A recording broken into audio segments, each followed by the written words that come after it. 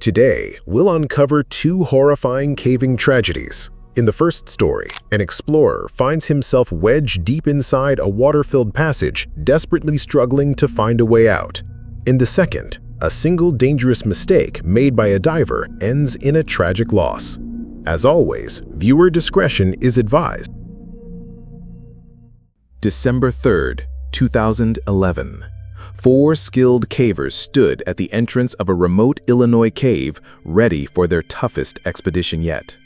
Chad McCain, Todd McCartney, Ralph Sawyer, and Jason Kern planned to spend 10 to 16 hours underground, pushing through water-filled passages with airspace as low as 6 to 10 inches. McCain was new to this cave system. McCartney, 44, was the veteran who had explored it many times. Sawyer and Kern completed the experienced team. Their goal was a notorious water-filled section that had challenged explorers for years, forcing cavers to crawl through icy water with faces scraping rocky ceilings. McCartney came prepared with extra cold water protection, wearing a neoprene hoodie over his wetsuit. The others carried standard gear, knowing the freezing temperatures would test them constantly. The water would be brutal, and the low airspace meant panic could turn deadly fast. The four entered the cave and pushed toward the flooded passage. When they arrived, the sight was intimidating. The narrow tunnel stretched ahead, filled with black, icy water reflecting their headlamps. The ceiling dropped until barely enough space remained to breathe. Despite being new here, McCain volunteered to lead upstream. As he slid into the freezing water, the cold hit him like a physical blow. The depth was 3 to 4 feet, but the low ceiling forced him to crawl awkwardly, helmet in hand, pressing his face tightly against the rock above. The airspace had already shrunk to just 6 inches, and then it narrowed even further until McCain reached a section where the ceiling came within barely 3 inches of the water's surface. This was beyond dangerous, territory where a single mistake could be fatal. McCain froze, weighing his options carefully. Going forward meant gambling with his life. From behind, McCartney watched McCain hesitate. That brief pause pushed McCartney into making a fateful choice. Confident in his thicker cold water protection, he decided to push deeper, believing he could handle what lay ahead. To reduce drag, he left his pack with the group, held his helmet in front of him for protection, and slid past McCain into the lead. The water was bitterly cold, but his neoprene gear kept him insulated just enough to continue. With his nose pressed against the slick cave ceiling, McCartney pulled himself forward, gasping shallow breaths through an airspace no thicker than the width of 2 fingers. Every inch forward was a battle. The walls closed in, the ceiling scraped his helmet, and the oppressive weight of rock above made every movement suffocatingly claustrophobic. He crept another 40 feet beyond McCain's furthest point, into territory no human had ever set foot or even breathed before. The passage wound and twisted, the ceiling never more than 3 or 4 inches above the water. By now, turning back would be slow and nearly impossible. He was committed, trapped between courage and catastrophe. Then, disaster struck. As McCartney rounded a tight bend, his worst nightmare materialized. The passage didn't continue straight. It angled sharply downward. The tiny pocket of air he'd been clinging to vanished. The ceiling dropped even lower, the water level remained constant, and ahead there was virtually no airspace left. McCartney suddenly found himself staring at a narrow, water-filled tube with no space for his head above the surface. He tried to back out, but the tight squeeze made reversing nearly impossible. A rush of panic hit him as the reality sank in. He was trapped in a flooded section with no air pocket in sight. His lungs screamed for oxygen as he held his breath, desperately trying to decide whether to push forward or retreat, but the bend ahead had turned into a deadly trap. Icy water surged over his face as he struggled against the jagged rock walls, his movements growing more frantic with every passing second. Oxygen deprivation began to set in, clouding his thoughts and slowing his reactions. And then, everything spiraled out of control. Around the bend, the rest of the team first heard splashes echoing through the passage. At first, they assumed McCartney had found a tricky section and was working his way through it. But the splashes didn't stop. They grew louder, more chaotic. Soon, the muffled sounds of thrashing replaced the steady rhythm of a skilled caver's movements. Something was terribly wrong. McCartney's light glimmered faintly from around the curve, but it danced erratically, betraying his struggle. McCain called out to him, his voice bouncing off the damp cave walls, but there was no answer, only the frantic splashes of someone fighting for their life. And then, abruptly, there was silence. Heart pounding, McCain pushed upstream as fast as the narrow passage would allow, his breath quick and shallow. Finally, he rounded the bend, and his worst fears were confirmed. McCartney's movements were wild and uncoordinated, his strength fading with every second. McCain could only watch in helpless horror as his friend slipped beneath the surface. Seconds later, McCartney resurfaced, but this time he floated face down, limp and motionless against the cold stone wall. McCain and Sawyer surged forward, but the tunnel's unforgiving narrowness turned every second into a battle. The confined passage left barely enough room to move, and reaching McCartney felt like clawing through a stone coffin. The airspace was dangerously low, the water icy and relentless, and panic clawed at the edges of their minds. Then, Sawyer cracked. Overwhelmed by the suffocating rock walls and the chaos unfolding around him, he lost control for a moment. Thrashing, he slipped under the freezing water. His muffled struggles echoed through the cramped passage until he managed to surface in a tiny air bell, gasping for breath. But the damage was done. His helmet and light were gone, swallowed by the darkness. Blood trickled down his face where the jagged rock had sliced his skin. Now there were two men in trouble, and dwindling light in a deadly, water-filled choke point. McCain knew they were running out of time. McCartney had already been submerged far too long. Every second without oxygen was another step closer to irreversible brain damage. Pushing through the current and clawing for every inch, McCain finally reached McCartney after what felt like hours but had been just 45 agonizing seconds. The sight sent a chill down his spine. McCartney was limp, unresponsive, his body drifting in the frigid water like a lifeless doll. McCain hooked an arm under his friend and began dragging him downstream, fighting both the current and the rock pressing against his chest. The nearest dry area, the only place where they could even attempt real CPR, was still more than 600 feet away. Somehow, McCain found a section with just 10 inches of water and barely a foot of precious airspace. It wasn't much, but it had to be enough. They rolled McCartney onto his back, and the reality hit them like a hammer. His eyes were glassy, his face caked in mud, and there were no signs of life. In that cramped, unforgiving void, McCain started CPR, forcing breath into lungs that refused to respond and compressing a chest that felt more lifeless with every second. Each attempt was a desperate fight against the rising tide of panic. Sawyer and Kern threw themselves into the effort, working frantically to keep McCartney's head above the icy water while forcing rescue breaths between compressions. Every second dragged like an eternity. In the pitch-black confines of the cave, with freezing water swirling around them and no hope of outside assistance, their friend's life was entirely in their hands. McCain kept pumping McCartney's chest with relentless determination, his muscles screaming from exhaustion but refusing to give in. The others steadied McCartney's limped body, whispering desperate encouragements into the darkness. Then, after 2 or 3 agonizing minutes that felt like hours, McCartney suddenly gasped. A wet, choking inhale cut through the silence. He was alive. Relief washed over them, but there was no time to celebrate. They were still deep underground, and danger surrounded them. They carefully moved McCartney another 30 feet, 9 meters downstream, finally finding a small mud bank where he could sit upright and recover his strength. But as they regrouped, a grim reality set in. Getting out of the cave would be a nightmare. Their lighting situation was dire. Sawyer and McCartney had both lost their helmets and primary lights during the chaos. McCartney only had 1 spare mag light. Sawyer salvaged a couple of small mag lights, and Kern was left with a single backup headlamp. McCain, better prepared than the rest, handed over his extra Apex and Phoenix lights, spreading what little illumination they had among the team. But even with the extra lights, they were still operating in near darkness, relying on minimal illumination for what would be a long and grueling journey back to the surface. Every shadow seemed deeper, every passage more treacherous. McCartney started off slow and lethargic, his body still in shock from the near drowning. He coughed up water every few steps, his breath ragged and uneven. Yet with each passing minute, his strength began to return, and so did his determination. Still, the road ahead was brutal. To escape, they had to crawl through a 300-foot passage explorers ominously called the bathtub, a narrow tunnel partially flooded, leaving only 6 inches of breathable airspace. Under normal circumstances, this crawl was challenging, but doable.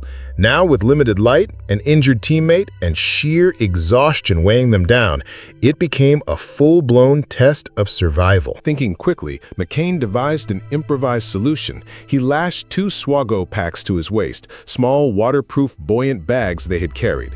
Together, they formed a makeshift flotation device. McCartney lay forward on the packs, resting his head and chest atop them, while McCain dragged him slowly through the icy, claustrophobic crawl. It worked, but it drained them both. Every inch forward felt like an eternity, each breath precious in the shallow air pocket above the waterline. In that moment, there was no room for fear, only focus, endurance, and trust. McCain had to drag his friend through 300 feet, 91 meters of water-filled passage, forcing himself to stay calm while navigating the suffocatingly tight crawl spaces. Every inch was a battle against exhaustion, cold, and fear. McCartney, still weak and disoriented from his near drowning, had no choice but to surrender completely to his friend's strength and determination. His survival now depended entirely on McCain. Hour after relentless hour, they clawed their way through the cave system. The once thrilling passages now felt like an endless maze of obstacles, each one amplified by their fragile state. Every jagged edge scraped against their bodies, every submerged gap tested their resolve, and every breath carried the weight of uncertainty. But just when they thought the nightmare was ending, one final challenge awaited them. The entrance, their gateway to safety, required a short but steep climb.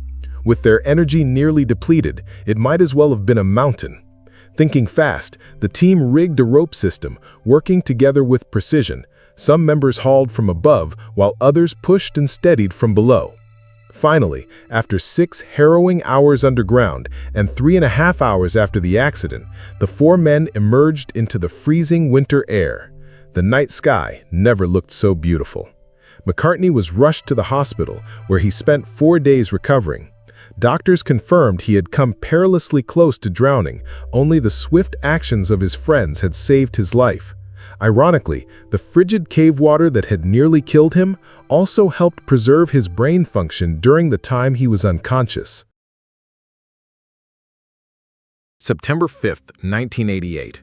The Florida sun had set when Mark Hoppy and 21-year-old Debbie Eves approached Orange Grove Sink in Suwannee County for their 3rd and final dive of the day. At 10:11 p.m., the darkness above mirrored the pitch-black cave system below. Mark had earned his basic cave certification just 4 months earlier, while Debbie had received hers even more recently on July 3rd. These entry-level certifications were meant for simple dives under ideal conditions, assuming single tanks, clear visibility, and straightforward routes. But Orange Grove Sink was far from simple. Its maze-like passages, multiple routes, and fragile sediment made it one of the most challenging dive sites. Visibility could vanish instantly, and without advanced training, the risks were enormous. For divers with only basic cave credentials, this was territory they simply weren't prepared to handle safely. Debbie's limited experience made the dive far riskier. Despite her recent certification, she had completed only 10 cave dives. To make matters worse, she was using rental gear instead of equipment she knew well.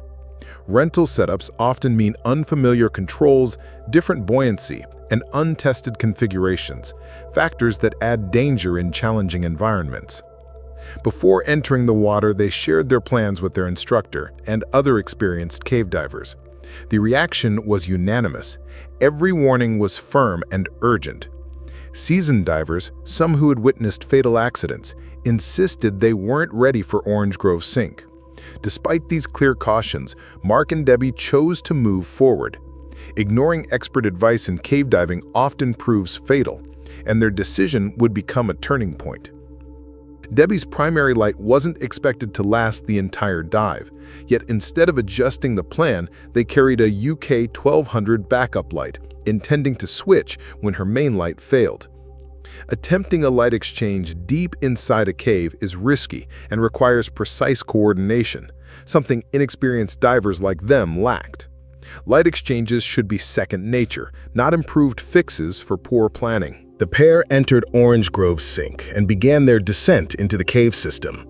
At first, everything went smoothly. They followed the main guideline deeper and eventually passed the halfway point of their planned route, a significant penetration that placed them far from the safety of open water.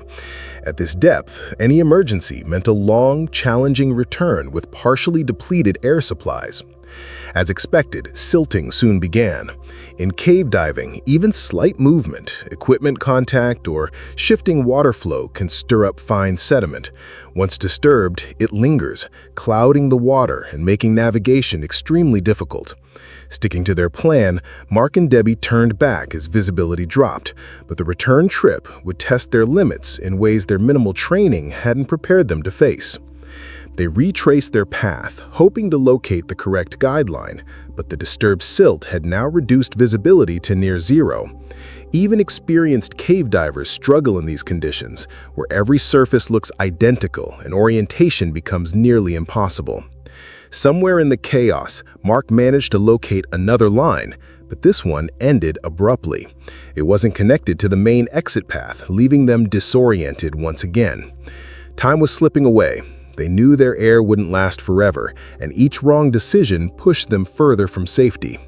Desperate, they began a slow, methodical search pattern, sweeping their hands across the cave walls and floor in hopes of finding the original line. This is a standard cave diving recovery technique, but it requires calm, coordination, and patience, luxuries they no longer had. The backup light cast limited illumination, making it even harder to distinguish features in the suspended silk cloud.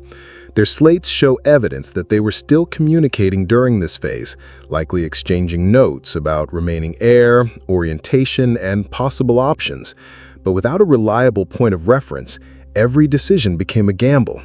In a cave system this complex, a single wrong turn can be fatal, and they were running out of chances. They turned around and began retracing their path along the wrong guideline, desperately hoping it would lead them back to their original route and eventually to safety.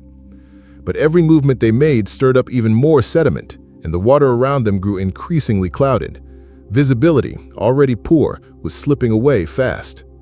Then, in the midst of the murky darkness, Debbie spotted another guideline. Believing this might be their true exit path, she made a split-second decision that would prove critical. She abandoned the line they were on and swam toward the new one. It was a fatal breach of cave diving's most fundamental safety rule. Never leave a known guideline unless you are absolutely certain of where the new one leads. As Debbie swam toward the new line, the silting reached a catastrophic point. Visibility plummeted to almost zero, turning the cave into a pitch-black void.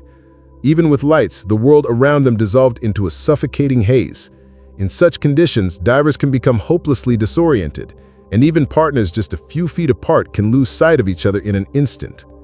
Mark struggled to keep track of Debbie, but the silt clouded everything, turning the once clear passage into a dense, murky void. Visibility had dropped to almost nothing, and even with his light, he couldn't see more than a few inches in front of his mask. Relying on training, Mark initiated a line search, a systematic cave diving procedure used to locate a missing diver.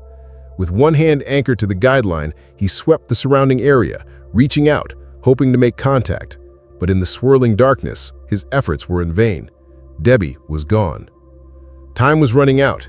His air supply was steadily depleting, and with the cave's conditions rapidly worsening, Mark faced a brutal decision.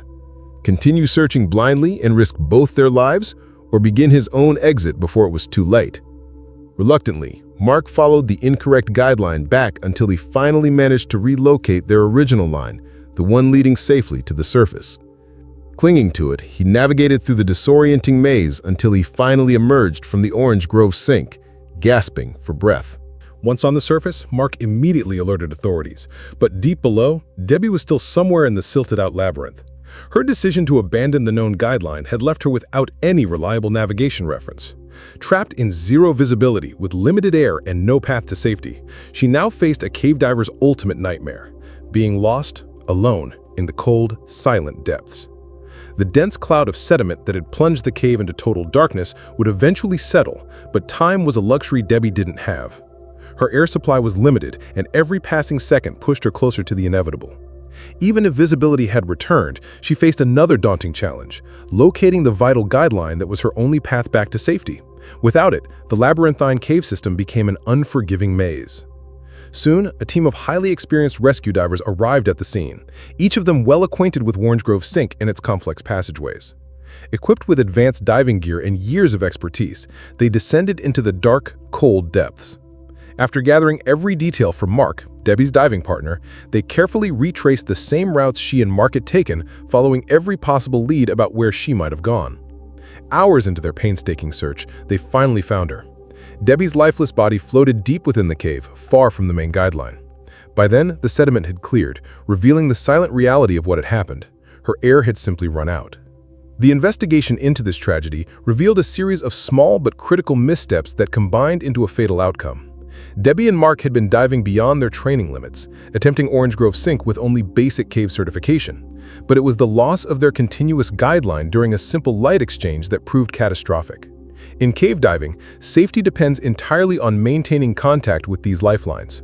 A brief separation can mean the difference between survival and disaster, and for Debbie, it became the turning point from a manageable situation to a deadly one.